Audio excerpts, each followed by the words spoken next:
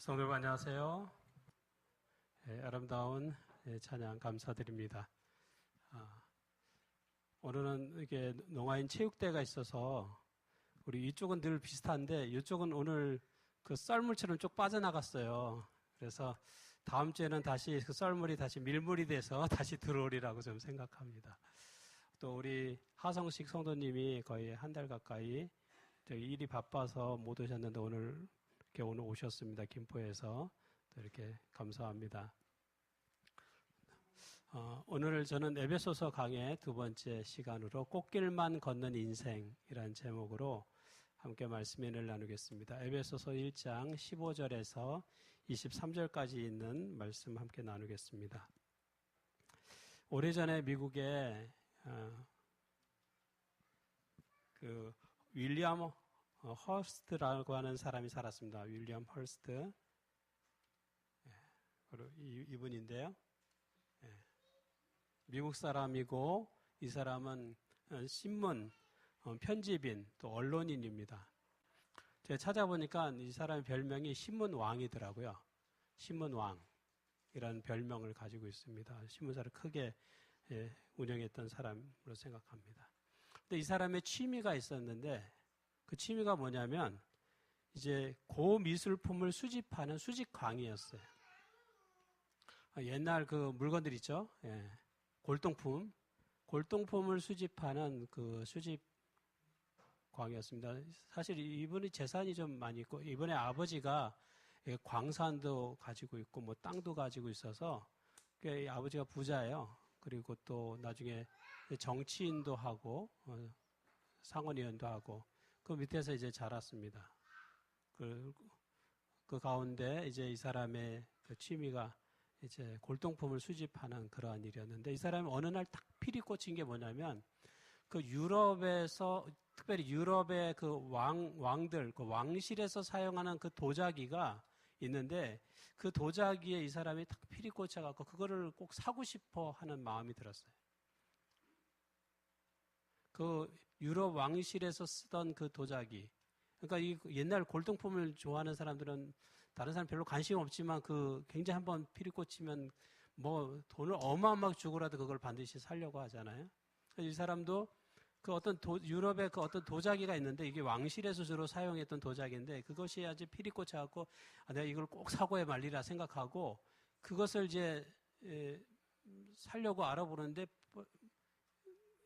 알아보니까 그걸 좀 찾아보는데 참 찾기가 쉽지 않아요. 막 열심히 찾다가 보니까 나중에 어떤 정보를 듣게 됐냐면 그것이 미국의 어떤 큰 사업가가 그거를 벌써 샀다. 오래전에 샀다라고 하는 정보를 입수하게 됐어요. 그래서 그러면 내가 이 미국 안에 있으니까 어떤 사람이 그걸 샀는지 내가 좀 찾아서 내가 그거를 꼭 사야겠다 생각하고 열심히 찾아다녔어요. 그거를 또 누가 샀는지를 찾는데 나중에 그 산 사람을 발견했어요.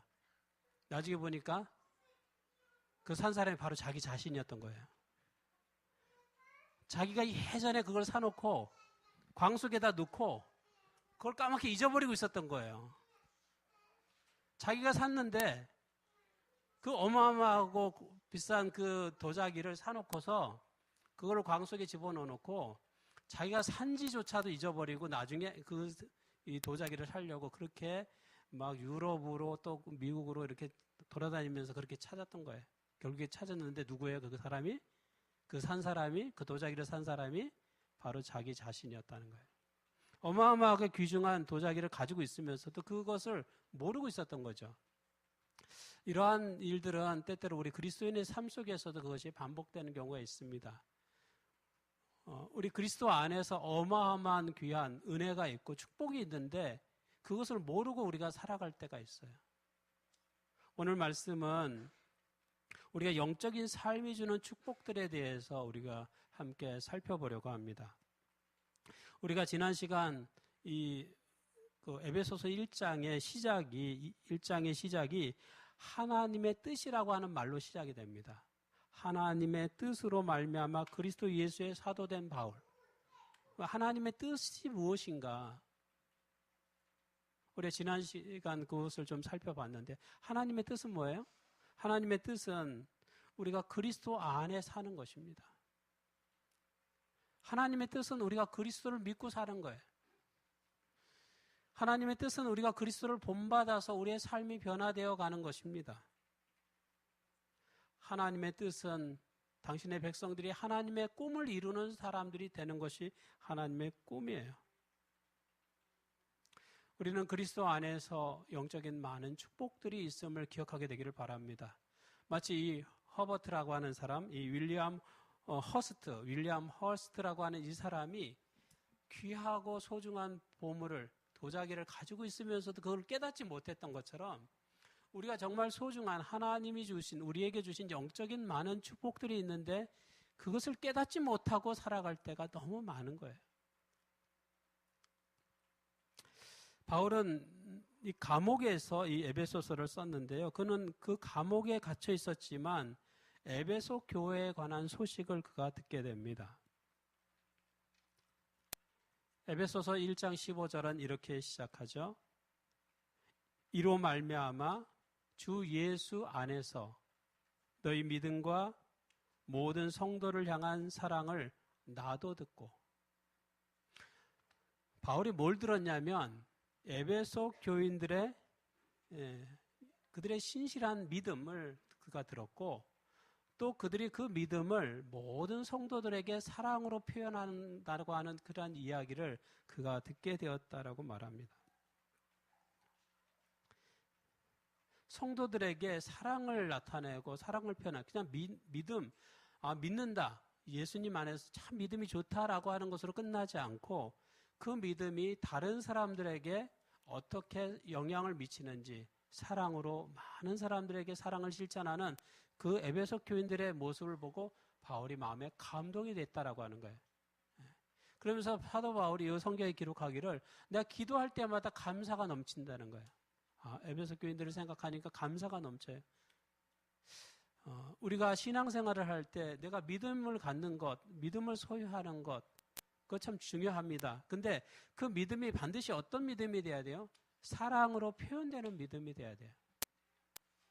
그래서 행함이 없는 믿음 뭐라 그래? 죽었다고 그러잖아요. 여러분, 우리의 가족들이 우리의 믿음이 죽은 믿음을 여러분 우리의 가족들에게, 우리 이웃에게 보여주지 말기를 바랍니다. 살아있는 믿음을 보여주세요. 우리 집사람은 맨날 교회를 열심히 다니는데 나한테 밥도 잘 안 해주고 그래. 맨날 라면 끓여 먹으라고 그러고 알아서 챙겨 먹으라고 그러고, 나 교회 갔다 올 테니까 알아서 챙겨 먹어. 차려놓은 것도 아니고, 여보 내가 갔다 올 테니까 갔다 오는 동안 이렇게 여기 해놨으니까 잘 먹어가 아니라, 나 바쁘니까 나 빨리 교회 가야 되니까 다 알아서 챙겨 먹어. 알아서 먹어. 뭔가 이게 믿음은 있는데 사랑하고는 거리가 먼 것 같은 느낌이 들죠. 그래서 우리가 믿음이 중요한데 사람이 너무 믿음에 집중하다 보니까 자꾸 뭘 놓쳐요? 사랑을 놓치는 거예요. 근데 이 에베소 교회인들이 사도 바울의 마음속에 감동을 준 건 뭐예요? 그들은 예수 그리스도 안에서 믿음이 있으면서도 그 믿음을 뭐로 표현했어요?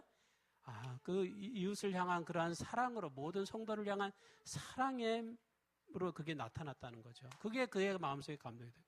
여러분, 우리의 가족이나 우리의 이웃들이 우리의 믿음에 대한 감동을 받으려면 우리의 믿음이 이게 사랑으로 표현이 돼요. 사랑으로 나타날 때, 그럴 때 감동을 받는 것이죠. 신앙은 이처럼 삶의 변화를 이끌어냅니다. 우리가 그냥 믿어서 끝나는 게 아니에요. 믿음이라고 하는 것이 우리 마음에 들어오면 우리가 이것이 우리의 마음을 변화시킨다는 거예요. 에베소 교인들이 그 에베소라고 하는 것이 이 아데미 신전이, 어마어마한 아데미 신전이 있고, 그거 요즘 말로 하면 다이애나거든요. 다이애나. 그 아데미가 로마의 다이애나 신이에요. 여신인데 다산의 여신이에요.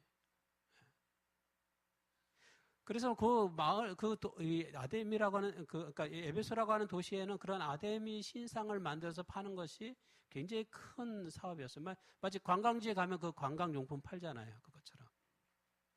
그게 관광지였습니다. 사람들이 이렇게 구경하러 가는, 그 고대 어마어마하게 크게 지어진 신전을 보면서 사람들이 그걸 보고 기념품도 사고 하는 거죠. 그리고 그 사람들의 특징이 뭐냐면 여기 마술하는 그 책을 아주 탐독하는 걸 좋아했던 것 같아요. 근데 에베소 사람들에게 마음속에 믿음이 들어오니까 그들이 마술책을 보는 거에 흥미를 느끼지 않고 그것을 아주 다 불태워버리는. 여러분, 고대에, 예? 그 옛날에 100년 전, 2000년 전에 책이라고 하는 게 얼마나 비쌌겠어요. 여러분. 지금은 책이 흔하죠. 길거리 발로 차는 게 책이에요. 그래도 사람들이 책을 잘 안 읽는다고 그래요. 예. 출판사들이 막 망해요. 책을 아무리 찍어도 사람들이 책을 안 읽는데. 근데 지금으로부터 여러분 500년 전에 책은 얼마나 비쌌을까요? 500년 전. 우리나라 500년 전. 근데 지금 2000년 전에 책이라고 하는 건 얼마나 그게 비싼 책이에요. 그게. 예? 책이라고 하는 거 보기도 힘든 시절이잖아요. 근데 그 책을 어떻게 해요? 불태워버리는 거예요. 그러니까 신앙이라고 하는 거는 신앙이 마음에 들어오면 이렇게 사람을 변화시키는 거예요. 이 필리핀에서 택시를 운전하는 이 조라고 하는 사람이 있었습니다. 여러분, 필리핀이 참 신앙심이 좋아요. 저도 참 감동을 받아요. 필리핀에 우리 교인이 지금 거의 한 70만, 전에 60만 있었습니다. 60만 명. 필리핀. 아, 필리핀이 그렇게 바뀌었어요? 국제수화로 바뀌었어요? 예. 예, 필리핀. 예. 우리 단나라, 필리핀에 있는데, 전혀 또 다른 수화를 쓰고 있어요. 예. 필리핀이 우리 재림교회가 굉장히, 예, 많습니다. 예. 그래서 필리핀에도 원래 카톨릭이 많은 나라인데, 개신교 가운데 우리 재림교회가 굉장히, 예, 부흥하는 그런 지역이에요. 그래서 나마테지에서 한 80만이 우리 교인인데 그중에 60만 명이 필리핀 사람, 필리핀이에요. 그러니까 필리핀이 얼마나, 근데 제가 보니까 필리핀 분들이 전도를 굉장히 열심히 하더라고요. 제가 그때 필리핀에 우리 봉사를 갔는데 거기 그 필리핀 같이 협력하는 분이요. 이제 차가 이렇게 기름이 다 떨어져서 이제 그 주유소에 들어갔잖아요. 주유소에 들어가서 기름을 넣는데 그 기름 넣는 동안 또 전도를 하더라고, 그분이. 기름 넣는데 그 기름 넣는 분한테. 그래서, 참 대단하다, 저분은. 예. 정말 헌신하는 분들. 그러니까 이 부흥이라고 하는 게 정말 헌신 없이 저절로 이루어지는 건 아무것도 없어요. 정말 이 필리핀 교회가 이렇게 성장하고 부흥한다고 하는 것은 필리핀 교인들이, 필리핀 우리 성도님들이 어마어마하게 헌신하고 봉사하고 희생하는 거기 때문에 그 일이 이루어지는 것입니다. 교회가 이렇게 세워지고 교회가 성장해 가는 과정 속에서 그냥 저절로 되지 않습니다. 많은 성도들이 기도하고 헌신하고 할 때 그 일이 이루어지는 거예요. 근데 이 필리핀의 이 조라고 하는 사람이 이제 신앙한 지가 얼마 되지 않아요. 신앙한 지가 얼마 안 되고 이번엔 택시를 운전하는 사람이에요. 근데 이분이 늘 마음속에 확신하는 게 있었는데 그것은 자신이 있는 곳에 하나님이 늘 함께 하신다고 하는 확신이 있었습니다. 내가 어느 곳을 가든지 하나님이 나와 함께 하신다라고 하는 믿음을 가졌습니다. 그는 택시 운전을 하면서 한 술집을 매일 출입했어요. 물론 술을 먹으러 간 건 아니에요. 그 술집을 계속해서 찾아가서 그는 이제 탄산음료를 시켜서 마시면서 그곳을 위해서 기도했습니다. 그가 그 한 술집이었는데 그 술집을 위해서 그가 기도했어요. 술집에 갔지만 술은 먹질 않고 그냥 탄산음료 마시면서 그들을 위해서 기도했어요. 그 안에는 뭐 동성애자도 있었고 약물 중독자도 있고 도박꾼도 있고 또 거기에는 이 술집 매니저가 있었는데 그 포주예요. 한 35명의 매춘부를 관리하는 이 브라이언이라고 하는, 제가 어려운 말이 나오니까 계속 여기 수화가 계속 나오는데 예. 브라이언이라고 하는 사람인데 그 사람이 그 술집의 매니저였습니다. 근데 그 술집의 매니저가 35명의 매춘부를 관리했어요. 근데 그 사람하고도 이 조가 계속해서 거기 안에 있는 사람들하고 이렇게 친분을 쌓는 거예요. 우정을 쌓는 거예요. 그리고 그것을 위해서 기도하는 것입니다. 이 브라이언은 이 조라고 하는 사람을 통해서 이제 예수님을 소개받게 되었어요. 술집의 매니저가 이제 그곳에 찾아온 이 조라고 하는 택시 운전사를 통해서 예수님을 이제 소개받게 되고 그가 드디어 이 가까운 해변에서 침례를 받게 되었습니다. 그리고 침례를 받자마자 이 브라이언은 자신의 모든 악습을 끊어버립니다. 그리고 단시일에 35명의 매춘부를 주님께 인도합니다. 택시 운전사였던 조와 그의 아내는 이 하나님의 놀라운 역사를 보고 그는 아예 집을 술집 옆으로 이사를 갑니다. 술집 옆으로 이사를 갔어요. 그리고 그 놀라운 기적을 목도한 그 이웃 사람들을 그들이 섬기기 시작했습니다. 그들을 전도하기 시작했어요.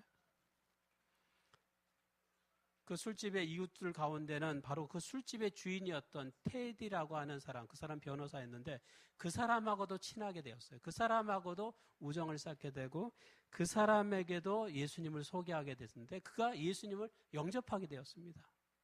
그는 술집의 주인이었어요. 어느 날 그가 이렇게 얘기합니다. 이 술집의 주인이 이 조라고 하는 사람한테 이렇게 얘기합니다.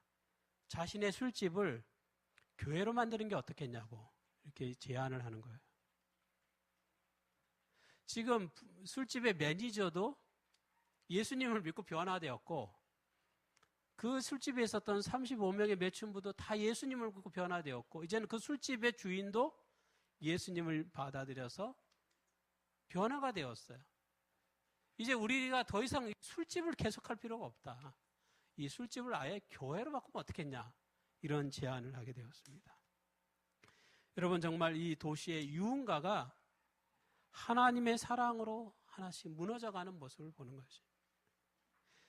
믿음이 사랑으로 나타날 때에 사람들은 감동을 받아요.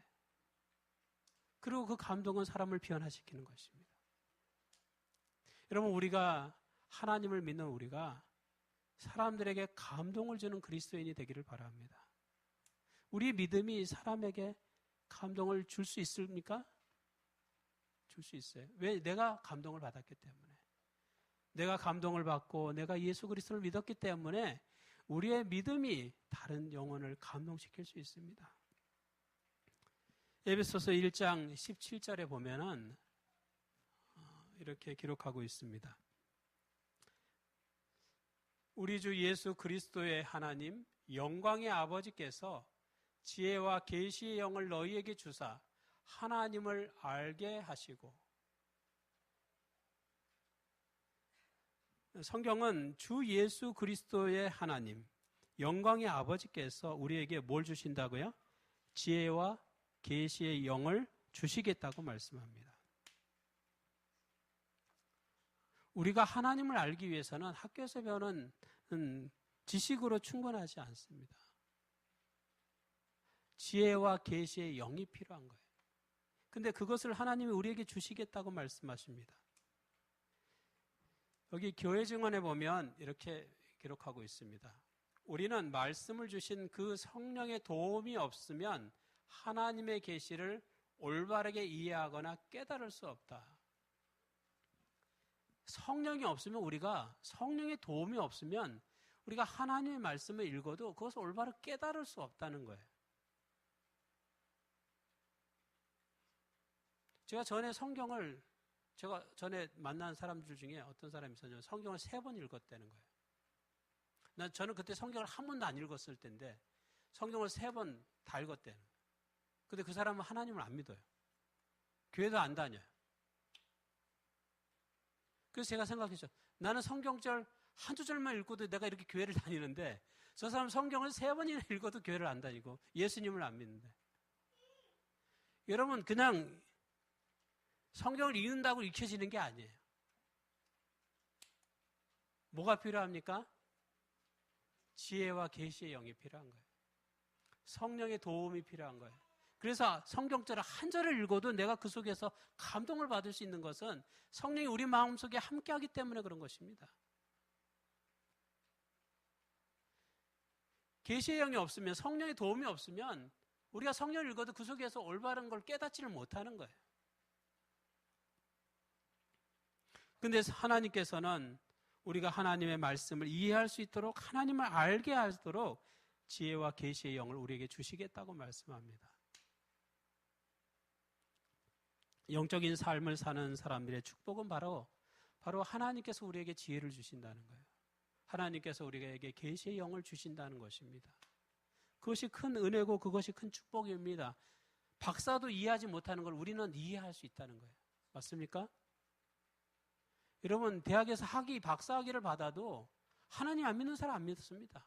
여러분이 아무리 설명해도 안 믿어요. 왜요? 그것은 설명해서 되는 게 아니거든요. 누구의 도움이 필요해요? 성령의 도움이 필요해요. 성령의 도움이 있어야 그 일이 가능한 것입니다. 하나님은 우리가 영적인 삶을 추구하고자 할 때에 전에는 깨닫지 못했던 많은 축복들을 우리에게 주시는 거예요. 우리가 그리스도 안에 거할 때 이러한 지혜와 계시의 영이 우리에게 주어집니다. 그러면서 내가 전에는 이해하지 못했던 것인데 이제는 이해하게 되는 거예요. 전에는 믿을 수 없었던 것인데 지금은 믿을 수 있게 되는 거예요.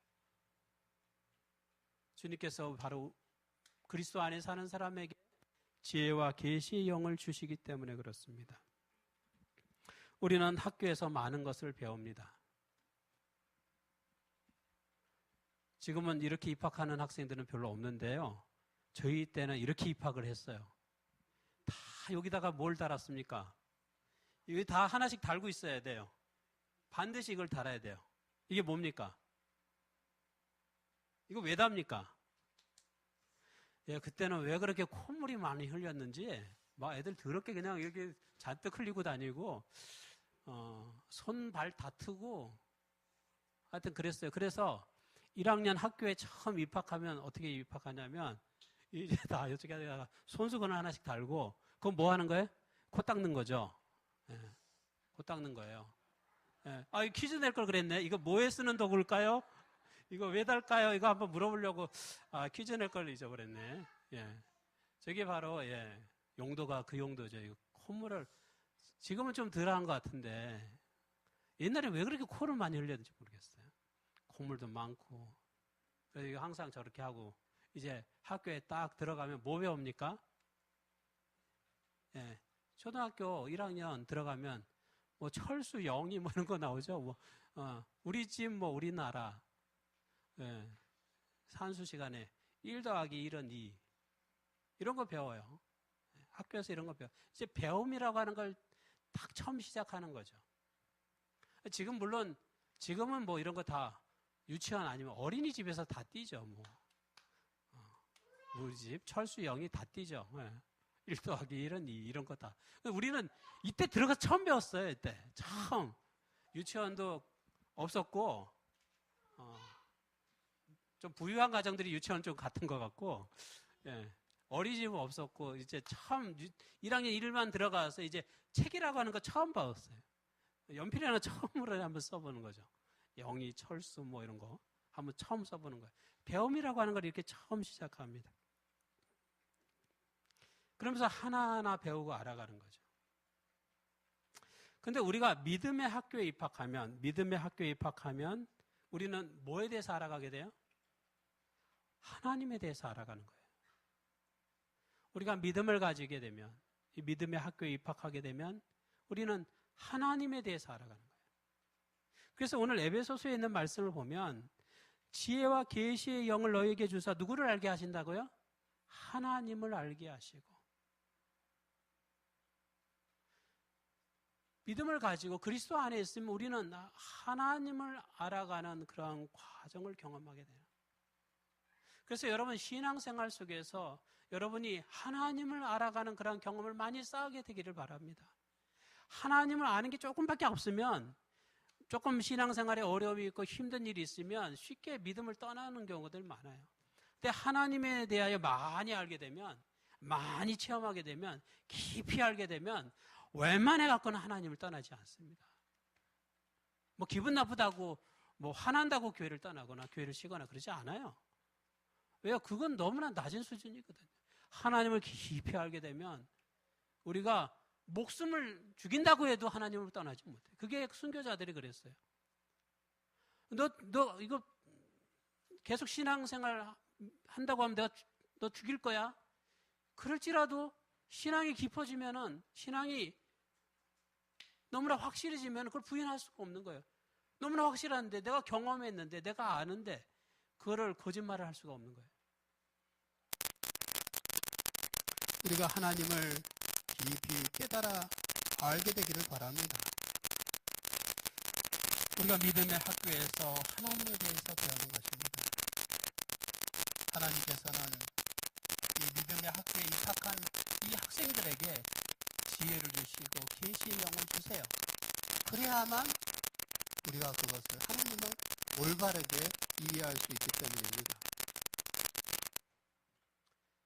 요즘은 전에는 별로 그런 말 안 썼는데 요즘에 얼마 전까지 쓰던 말 중에 흙수저, 금수저라는 말이 어느 날 갑자기 이렇게 등장하게 된 것 같아요. 제가 20대 때도 못 들어봤고 30대 때도 못 들어본 얘기인데 최근에 뭐 흙수저, 금수저 이런 이야기들을 하는 것들을 봅니다. 뭐 부유한 가정에서 태어난 사람은 금수저를 물고 태어났다 그러고 가난한 가정에서 태어난 사람은 흙수저를 물고 태어났다 이런 얘기를 합니다. 또한 어떤 사람의 인생은 흙길을 걷는 인생이고 또 어떤 사람은 인생은 꽃길을 걷는 인생이다 이렇게 얘기하죠. 그래서 제가 이게 꽃길만 걷는 인생이 갖고 이렇게 인터넷에 치니까 꽃길만 걷자라고 하는 말이 얼마나 많은지 몰라요. 우리 꽃길만 걷자. 우리 가족 꽃길만 걷자. 뭐 이런 것도 있고, 우리 연인 꽃길만 걷자. 뭐 이런 것도 있고, 그게 굉장히 많더라고요, 내용이. 그러니까 사람들이 굉장히 많이 쓰는 용어더라. 꽃길만 걷자라고. 여러분의 인생은 흙길을 걷는 인생입니까? 꽃길을 걷는 인생입니까? 오늘 여러분은 꽃길이에요? 흙길이에요?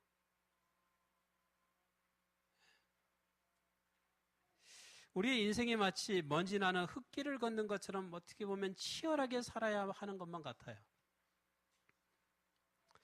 하지만 예수님은 우리가 꽃길만 걸을 수 있도록 우리의 영적인 삶에 많은 축복들을 깔아두셨습니다. 우리 삶 속에 그 영적인 축복들을 하나님께서 이렇게 깔아놓으셨어요. 우리가 그것을 마치 꽃길을 밟고 지나가듯이 그 축복들을 밟고 지나갈 수 있도록 그렇게 하셨습니다. 하나님은 우리가 하나님을 알도록 지혜와 계시의 영을 주셨을 뿐만 아니라 마음의 눈을 열어주신다고 하는 거예요. 마음의 눈을 열어주신다. 여기 에베소서 1장 18절의 말씀은 이렇게 너희 마음의 눈을 밝히사 그의 부르심의 소망이 무엇이며 성도 안에서 그 기업의 영광의 풍성함이 무엇이며 그리스도 안에 사는 이 믿음의 학교에 입학한 사람에게 하나님께서는 우리의 마음의 눈을 밝혀주신다라고 말씀합니다. 하나님은 우리의 마음의 눈을 열어서 영적인 세계를 보게 하십니다. 저는 예수님을 믿은 다음에 이 세계를 바라보는 눈이 달라졌어요. 세계관이 달라졌어요. 그 신앙을 삶의 최우선순위에 놓게 되었습니다. 뭐 100가지 해야 될 일이 있으면 그 가운데서 신앙적인 것이 가장 첫째 자리에 둘 수밖에 없어요. 그것이 예수님을 믿고 나서의 변화예요.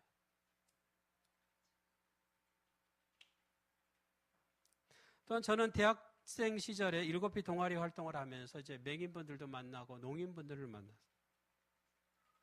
제가 대학생 시절에 농인분 만난 분이 윤희식 집사님이에요. 대학교 때 내각에 있는 운보원에서 만났어요. 저는 이제 대학교 1학년 우리 윤희식 집사님 거의 운보원생 처음 만났어요. 그때 제가 맹인 농인들을 만나면서 이 장애인 세계에 눈을 뜨면서 저의 세계관이 달라졌어요. 세상을 바라보는 이 시야가, 이 눈이 달라졌다라고 하는 거죠. 전에는 전혀 몰랐어요.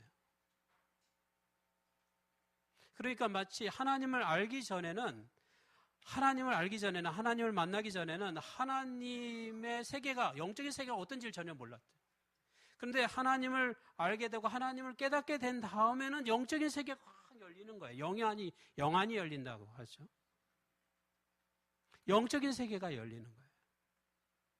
그래서 이 영적인 삶을 최우선순위로 삼는, 이것이 가장 가치 있는, 마치 사도 바울이 얘기했죠. 내가 세상의 모든 것을 배설물로 여기면 내가 하나님을 믿는 것이 최고라는 거예요. 그것을 깨닫는 거죠. 그 신앙의 참맛을 느끼는 거죠. 신앙의 아주 참된 맛을 느끼는 거예요. 제가 이 맹인 농인들을 만나기 전에는 이 장애인 세계가 뭐든지도 전혀 몰랐어요. 그런데 이 장애인 세계 만나서 같이 이야기하고 학교 방문하고 같이 어디 지하철 타고 다니고 막 하면서 이 장애인에 대한 시야가 확 열린 거예요. 그러면서 내가 조금 뭐 공부를 좀 못한다든지, 뭐 운동을 좀 못한다든지, 뭐 남들보다 뭐 탁월하지 못한다든지, 이런 게 문제가 될 게 아니더라고요. 예. 이게 하나도 문제가 안 되는 거예요. 장애인을 접하니까 당장 뭐가 문제냐면 앞을 볼 수 있느냐가 문제예요. 소리를 들을 수 있느냐가 문제예요. 아니, 이거는 모든 사람이 그냥 태어날 때부터 기본적으로 앞 보고 소리도 듣고 그냥 뭐 다 걸어 다니고 뭐 그 기본 아닌가 했는데, 이 기본이라고 이 기본이 누군가에게는 가장 큰 축복인 거, 평생의 소원인 것인 거예요. 사람이 살아가는, 인간에 관한 이해가 완전히 달라지는 거예요.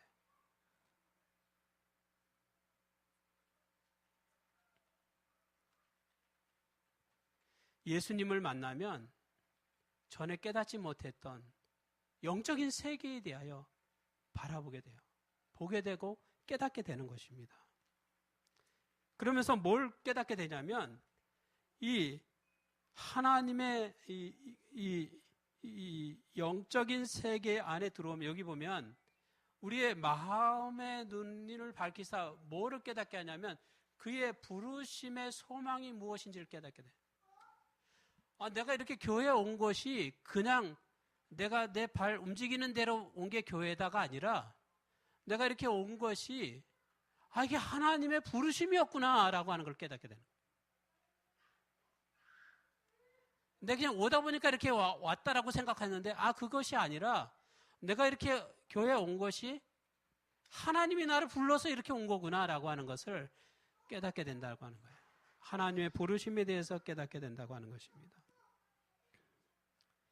하나님의 부르심을 인식하면 우리의 삶이 달라지는 거예요. 하나님이 불렀기 때문에 우리가 하나님의 뜻에 합당한 인생이 되려고 한다고 하는 것입니다. 거기 수준에 맞는 사람이 되려고 하는 거예요. 어제 우리 조명신 장로님께서 귀한 말씀 주셔서 제가 좀 많이 또 감동을 받은 부분이 있습니다. 우리 장로님 어제 말씀을 들어보니까 그 학교 선생님에 대한 이야기를 많이 하셨는데, 장로님 어떤 잘못들을 계속 반복해서 했는데, 한 선생님께서 굉장히 호랑이 선생님, 무서운 선생님이었는데, 그 선생님이 매를 때릴 줄 알았는데 우리 장로님 손을 잡고 기도해 줄 때 장로님이 마음속에 큰 변화를 경험했다.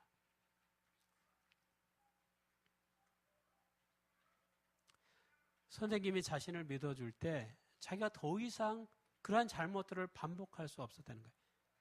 그 똑같은 잘못을 6번 반복하다가 선생님이 손을 잡고 기도해 준 그 다음부터는 그 잘못을 더 이상 하지 않았다라고 하는 거예요. 선생님이 나를 믿어준다라고 하는 생각을 가지면 더 이상 그 일을 할 수가 없어요. 하나님이 우리를 불렀다고 하면 내가 하나님의 뜻에 거역한 인생을 살 수가 없습니다. 하나님이 나를 불렀는데, 나를 이 믿음 가운데 살라고 이끌어 주셨는데, 하나님이 나를 이끌어 주셨는데 내가 다시 하나님을 거역하여서 세상을 향하여 나가는 인생이 되지 않는다고 하는 것입니다. 우리의 마음의 눈이 열리면 하나님이 나를 불렀구나. 하나님이 나를 이곳으로 인도하셨구나. 하나님이 나를 여기까지 이끌어 주셨구나라고 하는 것을 우리가 보게 된다는 거예요. 깨닫게 된다고 하는 것입니다. 여기 증언보감에 보면 이런 말씀이 있습니다. 교인들은 그 자신들을 부르신 높은 부르심에 합당한 성품을 형성시키는 방법을 배우는 학교의 학생처럼 여겨야 한다. 그대는 거친 돌로서 하나님의 성전의 한 자리를 차지하기 전에 깎이고 다듬어져야 할 것이다. 여러분, 우리는 완성품이 아니에요. 우리는 여전히 깎여야 될 부분이 있고 다듬어져야 될 부분이 있습니다. 여러분, 로댕에 생각하는 사람, 아주 명작들이 있습니다. 아주 아름다운 조각품들이 있어요. 그 아름다운 조각품들이요, 망치질 몇 번 했다고 그렇게 아름답게 나오질 않습니다. 제가 전에도 말씀드렸지만 그냥 처음에는 거대한 네모난 돌이에요. 그 네모난 돌에서 멋진 이 작품이 나올 때까지는 무수한 망치질이 돼. 그냥 막 때린다고 되는 것도 아니고 이 예술가가 아주 정교하게 한 땀 한 땀 정말 수개월을 두들기면서 만들어낸 작품이에요, 그게. 여러분, 하나님께서 이 세상과 만물을 지은 전지전능하신 하나님께서 우리 자신을 정말 마치 성전의 한 자리를 차지하기 위한 그런 아름다운 돌처럼 우리의 모난 성품들을 하나하나 깎아낼 수 있도록, 우리 자신을 연단시킬 수 있도록 그렇게 우리 자신을 주님께 맡기게 되기를 바랍니다.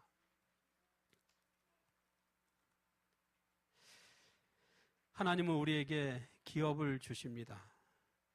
우리의 마음의 눈을 밝히사 그 기업의 영광의 풍성함이 무엇인지 알게 하신다. 이렇게 말씀하셨습니다. 우리의 눈이 열리면 하나님이 주신 기업, 그 기업을 재산이라고도 할 수 있습니다. 하나님이 주시는 기업을, 그것이 얼마나 풍성한 것인지를 우리가 보게 된다고 하는 것이에요. 마음의 눈이 열리면. 성경에 보면 엘리사가 아람 군대에 포위되었을 때 일이 있습니다. 엘리사가 아람 군대에 포위되었을 때 그의 종이었던 게하시는 두려움에 떨었습니다. 이 도단이라고 하는 성에 가니까 어느 날 도단이라는 성에 들어갔는데 다음날 보니까 이 아람 군대가 이 엘리사를 잡기 위해, 한 사람 잡기 위해서 정말 수천의 군대를 파견을 한 거예요. 왜냐하면 이 엘리사가 자꾸 예언으로 모든 것들을 이렇게 지시하고 하니까 엘리사 때문에, 엘리사가 있는 한 우리가 이스라엘을 점령할 수가 없다 생각하고 엘리사 선지자를 죽이기 위해서 아람에서 군대를 파견한 거예요. 그래서 그 성을 완전히 포위해버렸습니다. 아침에 일어나니까 적군들이 다 포위하고 있는 거예요. 깜짝 놀랐죠. 이 게하시가 깜짝 놀랐습니다. 선생님, 지금 저기 적군들이 다 이렇게 우리를 둘러싸고 있습니다. 어떡합니까? 우리가 이제 완전히 죽은 목숨입니다. 100명이 우리를 둘러싸도 우리가 살 수가 없는데 수천 명이 우리를 둘러싸고 있으니까 칼을 누르고 우리를 다 죽이려고 이러고 있는데 어떡합니까? 그때 엘리사가 이 종의 눈을 뜨게 해서 영적인 세계를 보게 하는 거예요. 영적인 세계를 보게 하니까 어떤 일이 벌어졌어요? 여기 보니까 기도하여 이르되 여호와여 원하건대 그의 눈을 열어서 보게 하옵소서 하니 여호와께서 그 청년의 눈을 여심해 그가 보니 불말과 불병거가 산에 가득하여 엘리사를 둘렀더라. 여러분, 영적인 눈이 열리면 전에 보지 못했던 것을 보게 됩니다. 영적인 눈을 떠서 보니까 상황이 완전히 반대인 거예요.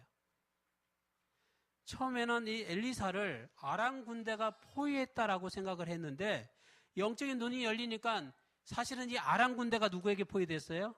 하나님의 군대에 포위되어 있는 거예요.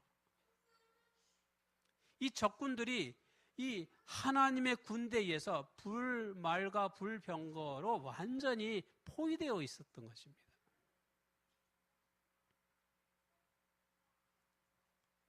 그 이후에 아람 군대는 눈이 어두워지고 정말 어찌할 바를 모르고 결국 이 엘리사에 의해서 다 죽을 뻔했지만 엘리사가 은혜를 베풀어서 다 살려줘서 고국으로 보냈습니다. 여러분, 영적인 눈이 열려서, 마음의 눈이 열려서 이 영적인 세계를 보면 지금 우리를 포위하고 있는 많은 적들이 사실은 하나님의 군대에 포위되어 있다라고 하는 것을 우리가 보게 된다고 하는 것입니다. 하나님은 우리에게 영광의 풍성한 기업을 주십니다. 그래서 언제나 우리 인생을 반전시키고 역전시키시는 것이죠. 성경은 우리가 받는 기업에 관해서 이렇게 이야기합니다. 우리가 받는 그 기업은 우리 하나님의 백성이 하나님께로부터 받는 것을 기업이라고 했습니다. 베드로전서 1장 4절에 보면 썩지 않고 더럽지 않고 쇠하지 아니하는 유업을 있게 하시나니 곧 너희를 위하여 하늘에 간직하신 것이라. 하나님이 주시는 기업은 썩지 않고 더럽지 않고 쇠하지 않는 것이다. 하늘에 간직하신 것이다. 이렇게 말씀합니다. 한 해 농사를 잘 지으면 그것을 거두어 가지고 창고에 보관하게 됩니다.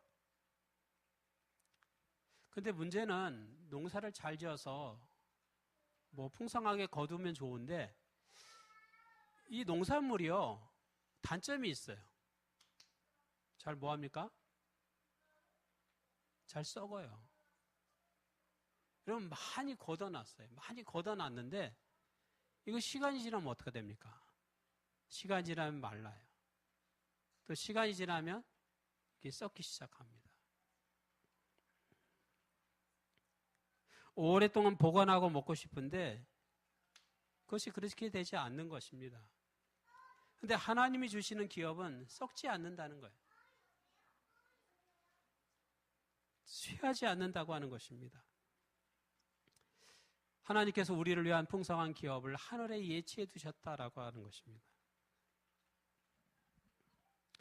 우리의 마음의 눈이 밝아지면 하나님의 능력을 알게 됩니다.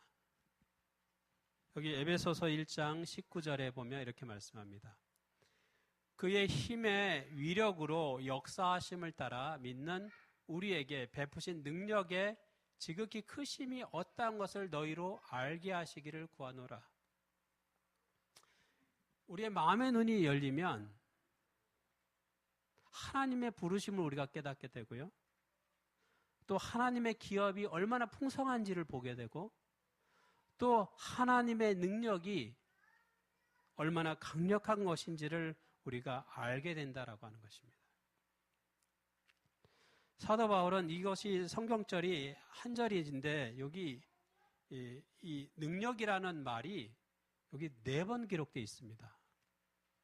여기 힘이라고 하는 말, 위력이라고 하는 말, 역사라고 하는 말, 능력이라고 하는 말이 다 같은 의미예요. 같은 의미. 다 능력을 나타냅니다. 근데 헬라어가 다 다른 헬라어 4개를 사용했습니다. 하나님께서 얼마나 강력하게 역사하시는지를 우리에게 보여주고 있는 것입니다. 성경에 보면은 하나님은 철장으로 만국을 다스린다 이렇게 얘기합니다. 철장으로 만국을 다스린다. 철장이라고 하는 것이 쇠 막대기예요. 마치 이 망치로 질것을 깨뜨리는 것과 같습니다. 하나님의 힘은 그렇게 강력하다고 하는 거예요. 여기 그림에 보면 여기 이제 토기장이가 있습니다. 이게 도예공이라고 하죠. 이게 도예 이렇게 아름다운 이게 이제 도자기를 이렇게 빚었죠. 이렇게 빚었습니다.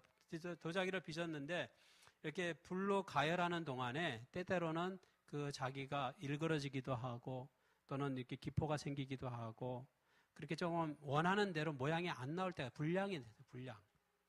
불량이 나오죠. 그러면 어떻게 합니까? 불량 아까우니까 그거는 어디 저기 길거리에다가 이렇게 좀 팔아야 되겠다. 불량이니까. 좀 싸게 팔아야 되겠다. 안 그래요. 이게 정말 이게 자존심이 강한 분들은 불량 나면 어떡합니까?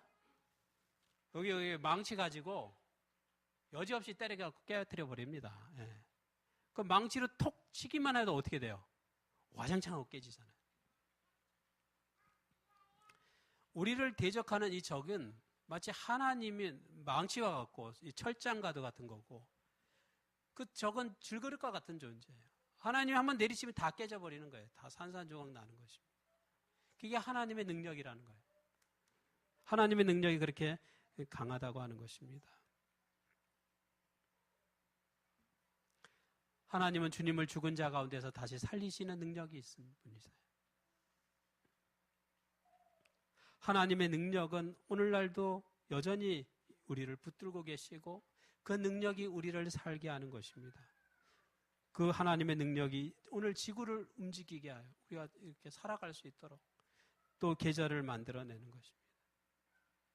하나님의 능력은 또한 예수님을 교회의 머리로 세우십니다. 에베소서 1장 23절에 보면 교회는 그의 몸이니 만물 안에서 만물을 충만하게 하시는 이의 충만함이니라. 교회는 하나님의 능력으로 이끌어지는 곳입니다. 사람의 능력이 아니라 또는 목사님 또는 장로님, 집사님의 능력으로 이 교회가 이끌어지는 것이 아니라 누구의 능력으로 해요? 하나님의 능력으로 이 교회가 이끌어지는 것입니다. 그래서 이 교회의 머리는 누구예요? 교회의 머리는 예수 그리스도라고 얘기합니다. 이 교회는 예수 그리스도의 몸이라고 얘기해요. 우리는 뭐예요? 우리는 지체라고 얘기합니다. 우리는 지체. 그 몸의 지체라고 얘기해요. 때로는 손의 역할, 발의 역할을 하는 거죠. 지체인 것입니다. 예수님은 이 교회의 머리가 됐어요. 이 교회는 하나님의 능력을 통하여 이끌어지는 것입니다. 오늘 우리의 삶 자체도 하나님의 능력을 통하여서 이끌어지는 인생인 것을 우리가 기억하게 되기를 바랍니다.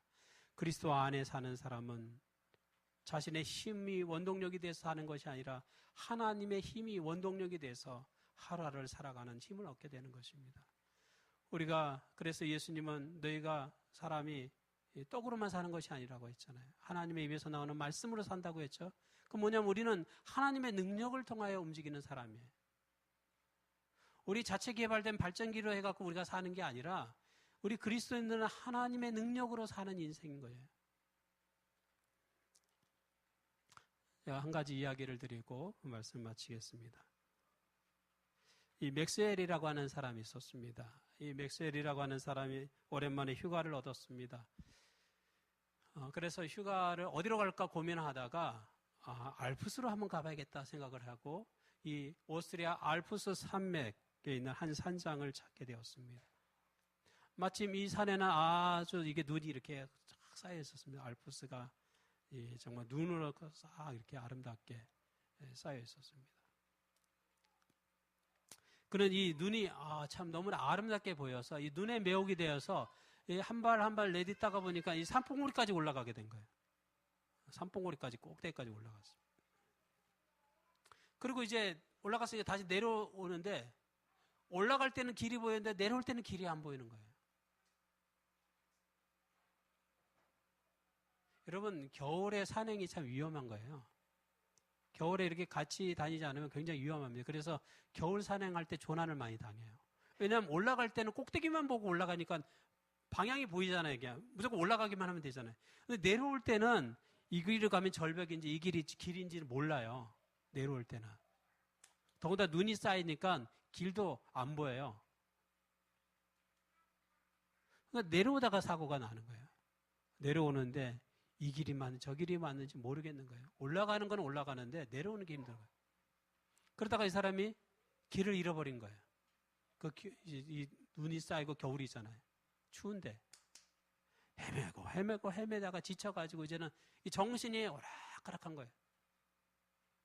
정신이 오락가락 지쳐 쓰러졌어요. 이제. 근데 이제 산장 주인이 아무리 기다려도 이 사람이 안 오는 거예요. 올 시간이 됐는데, 해가 지고 있는데, 이 경험이 있잖아요. 이 시간이 되면 와야 될 사람인데, 사람이 오지 않으니까 이거 그 추운 데서 뭘 제대로 가져간 것도 아니고 얼어 죽을 수도 있겠다, 조난당한 것 같다 생각하고 이 산장 주인이 자신이 훈련시킨 개가 있었어요. 그래서 이 개에게 그 사람의 가방이나 이런 거, 옷 냄새를 맡게 해서 이 개를 바깥으로 내보냈습니다. 이제 사람을 찾을 수 있게. 그래서 개가 이제 후각이 발달돼가지고 막 찾아다니면서 해갖고 결국에 그 사람을 찾은 거예요. 근데 그 의식을 거의 완전히 잃어버렸어요. 의식을 잃고 쓰러져 있는 거예요. 그래서 걔가 막 소매를 물고 막 그렇게 끌어도 사람이 그냥 기절해 있으니까 이거 움직이지가 않잖아요. 끌 수가 없는 거예요, 걔도. 그래갖고 정신을 차리게 하려고 걔가 막 눈을 뿌리고 그 볼을 막 이렇게 핥는 거죠. 혀로. 여기를 핥고 하는데 정신을 못 차리는 거예요. 계속 핥고 핥다가 하니까 이 사람이 이제 계속 뭐가가 이렇게 자꾸 이렇게 걔가 그냥 막 핥으니까 이게 정신을 잃었다가 이렇게 조금씩 정신이 이제 오기 시작하는데 아직 정신을 완전히 차린 게 아니에요. 막 뭔가 막 이렇게 핥고 있는 거예요, 느낌에. 그리고 이게 눈이 완전히 떠지는 것도 아니고 아주 희미하게 눈이 이렇게 희미하게 떠지니까 앞에 보니까 뭐 큰 물체 같은 게 자기를 막 이렇게 핥고 있으니까 그게 늑대라고 생각을 한 거예요.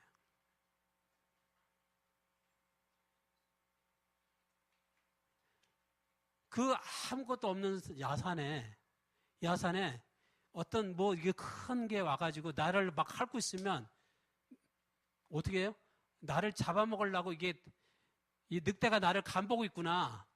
그 생각한 거예요. 그래서 이 사람이 그 정신도 말짱하지 않은데 자기가 이거 늑대한테 잡아먹힐 것 같다는 생각을 하고 이 허리춤에 그 큰 칼을 차고 있었는데 그 칼을 빼서 이 개를 콕 찔러 죽인 거예요. 콕 찔러가지고. 자기가 죽을 거가 늑대라고 생각을 하고 자기를 잡아먹을 거라고 생각을 하고 착각한 거죠. 칼을 빼가지고 그 개를 꽉 찔러. 그 개가 이게 살려주려고 왔는데 나를 콱 찌르니까 걔가 얼마나 놀랬겠어요. 이게 아주 칼이 큰 칼이어가지고 걔도 이거 칼을 맞고 어떻게 할 수가 없으니까 이제 피를 흘리면서 걔가 어떻게 했냐면 그 산장으로 돌아온 거예요. 산장까지. 피를 흘리면서 산장까지 돌아와서 결국에 그 산장에 도착해서 걔는 쓰러져 죽었습니다. 사람을 찾으라고 개를 내보냈는데 이 개가 피를 흘리고 돌아온 거예요.